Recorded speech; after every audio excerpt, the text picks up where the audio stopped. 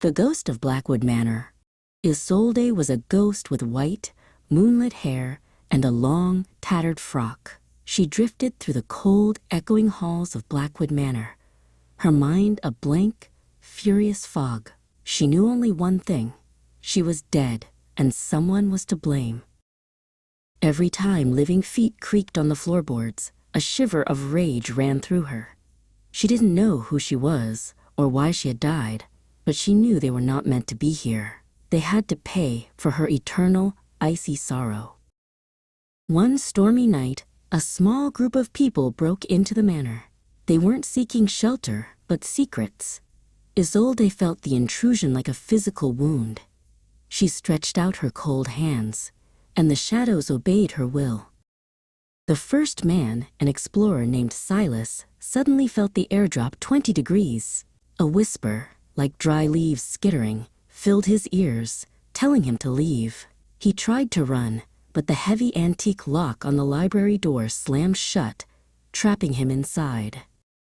Isolde didn't stop. She chased the others down the long corridors, not with screams, but with silence. She used the house itself, a stair-step that suddenly broke, a chandelier that swayed violently, a window that shattered without a touch. The manor emptied, but Isolde's rage remained. As she drifted through the abandoned library, a glint of brass caught her eye.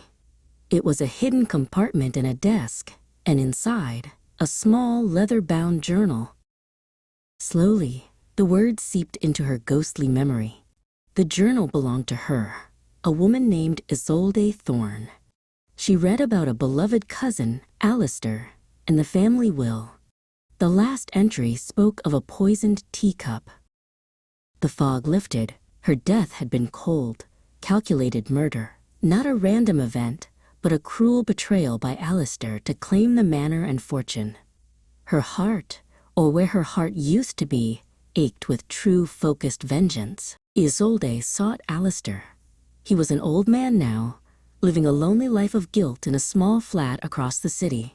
His conscience was already a heavy chain, but she knew how to make it crush him. She didn't touch him.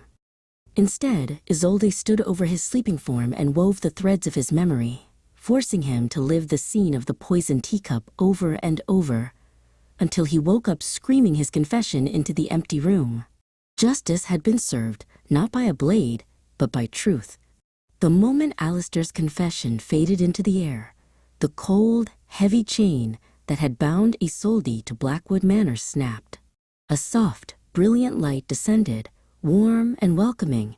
Isolde smiled, truly smiled, for the first time in a century. She was free.